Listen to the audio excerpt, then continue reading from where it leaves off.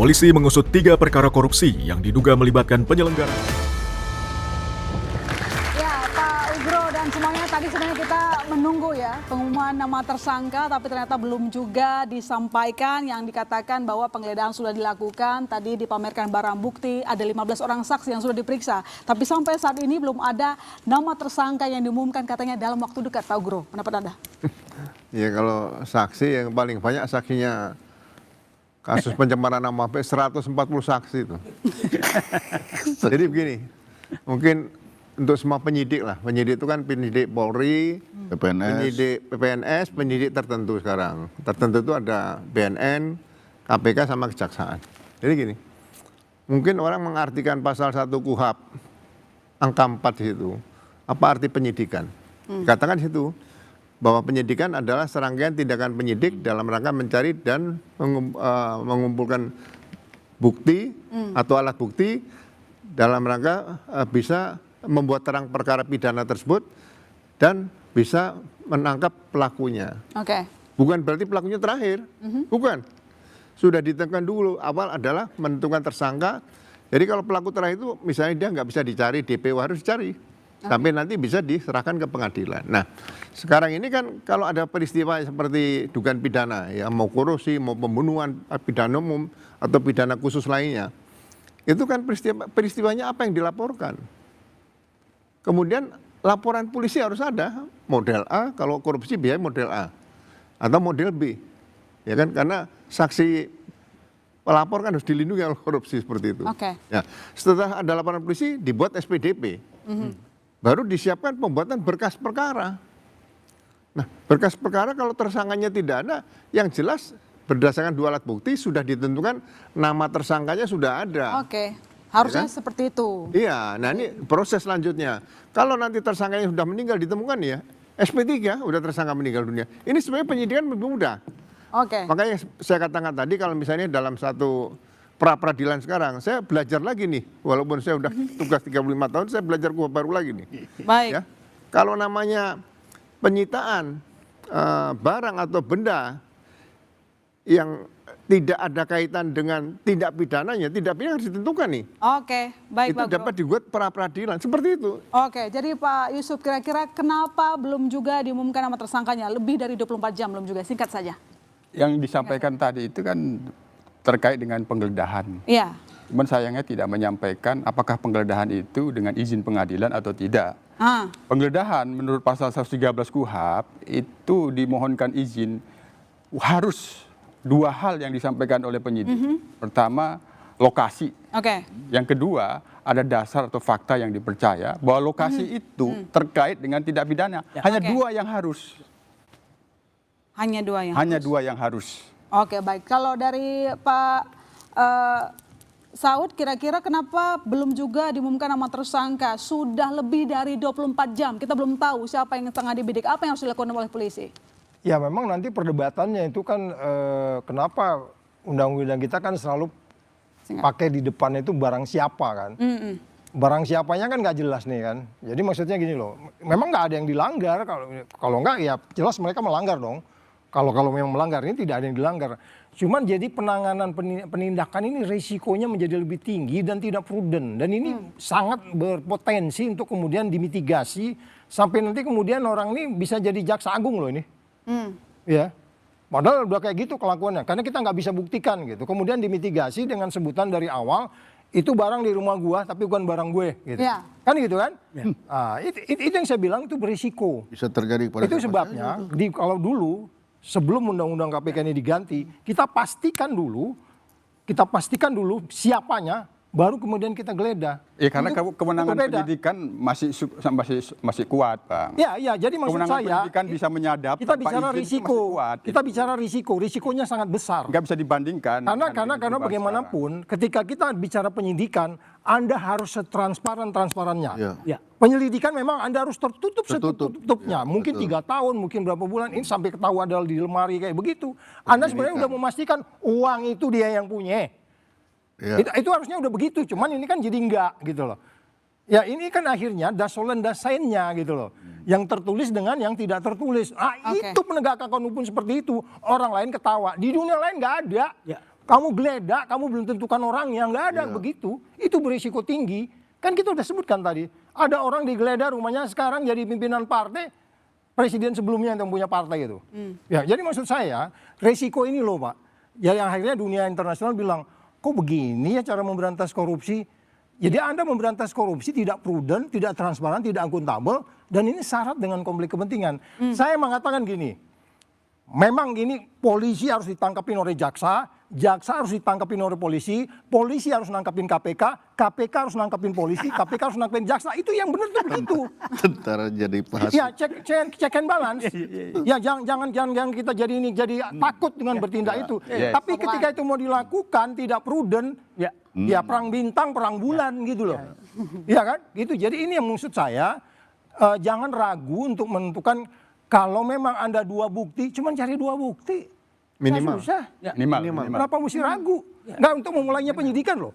Untuk mulai penyidikan itu kan sebenarnya udah pasti 5 ada ketemu, cuman ya kita 2 dulu aja deh kan gitu kira. Jadi maksud saya, Yona, apa yang kita bisa lihat di belakangan ini, itulah sebenarnya saya bilang, please Pak Presiden, bikin perpu, kembalikan undang-undang KPK. Ini akan lebih bisa diminimize.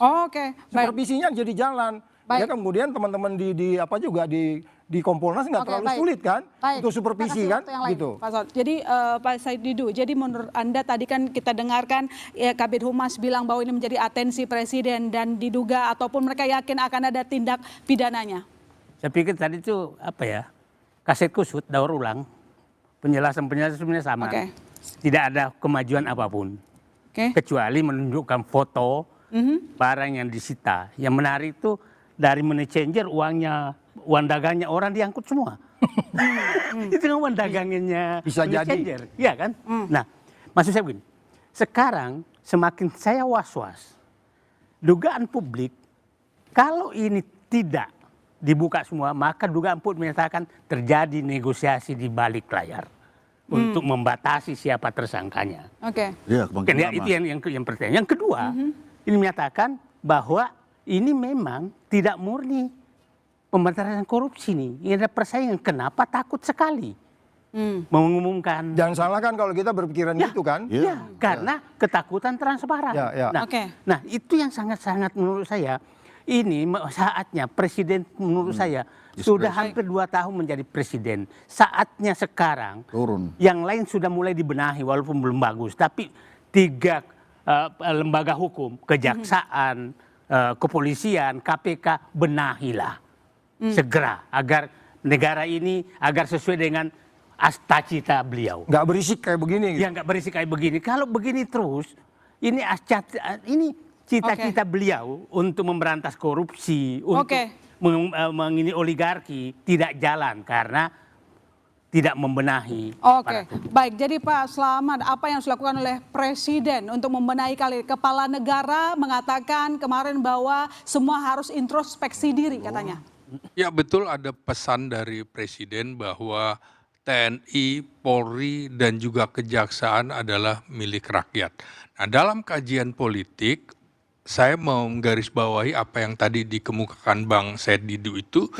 Memang ada hubungan erat antara kekuasaan dengan akses terhadap sumber daya ekonomi. Maka di situ ada jaringan patronase. Jaringan patronase inilah yang harus dibedah.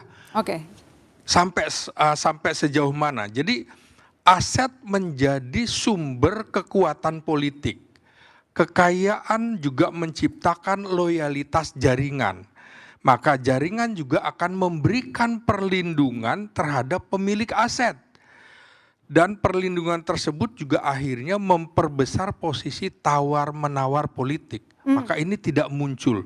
Nah, dalam kasus ini juga, ini bisa kemudian melemahkan kru atau tim dari Satgas PKH. Misalnya ketuanya saja kemudian diteror, maka yang bawah juga bisa guncang.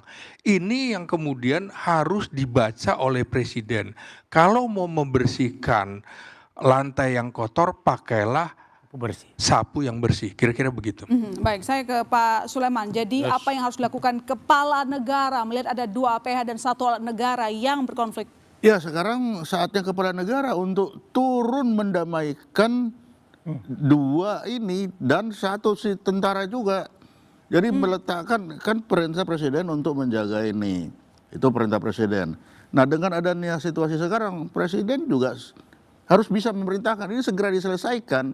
Kalau tidak ya terjadi seperti sekarang ini. Semakin lama akan semakin curiga itu semakin besar. Dan apa yang beliau harapkan dalam pemberantasan korupsi tidak akan tercapai kalau ini tidak dilaksanakan. Jadi Mbak Asfi, apa yang harus dibuktikan oleh pihak kepolisian untuk menutup narasi bola liar yang terjadi saat ini? Yang pasti presiden tidak boleh mendamaikan. Tidak boleh mendamaikan. Harus meminta akuntabilitas dan transparansi. Pertama kepada penyidik, siapa itu? Ada gak tersangkanya dan proses akuntabilitasnya. Kalau gagal, maka berarti penyidikan Polri harus diperbaiki. Tapi juga harus ada akuntabilitas. Uang itu, uang siapa sih yang disita itu dari mana? Kok bisa ada di rumah dan sebesar itu? Dan yang kedua adalah saya sepakat dengan Pak Saud.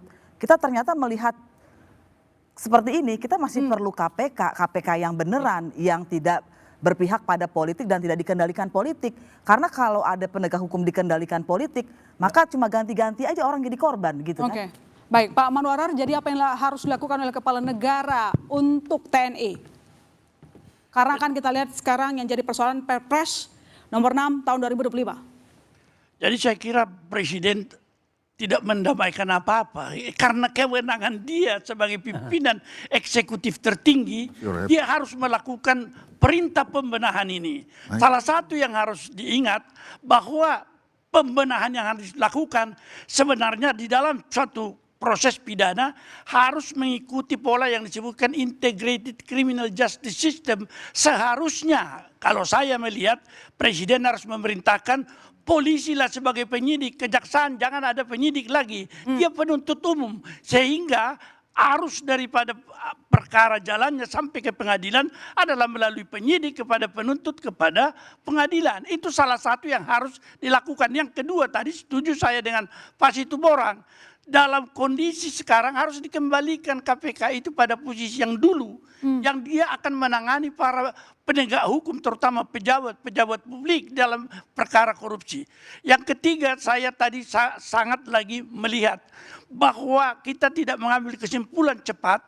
Kalau saya bacakan dikatakan soal penggeledahan Pak Ugro, penggeledahan adalah tindakan hukum dalam tahap penyidikan yang bertujuan untuk mencari serta mengumpulkan alat bukti. Melalui barang bukti yang ditemukan, penyidik dapat membuat terang suatu tindak pidana dan menentukan dan memperjelas siapa tersangkanya. Jadi kita jangan terlalu mudah mengatakan kalau sudah ada penggeledahan sudah ada tersangka. Karena beberapa tindak pidana ada yang sudah pasti di sini. Dengan jumlah uang sebesar itu, ada kemungkinan beberapa tindak pidana antara lain pencucian uang. Tentu saja ini juga membutuhkan satu kehati-hatian ruang lingkupnya seperti apa. Yang terakhir saya mau mengatakan, state capture corruption. Jangan sampai biarkan orang-orang yang menjadi pemanfaat keadaan ini, yang memanfaatkan melalui korupsi mengatur kebijakan negara. Ini yang terjadi. Terima kasih untuk seluruh narasumber yang telah bergabung di studio dan teman-teman mahasiswa.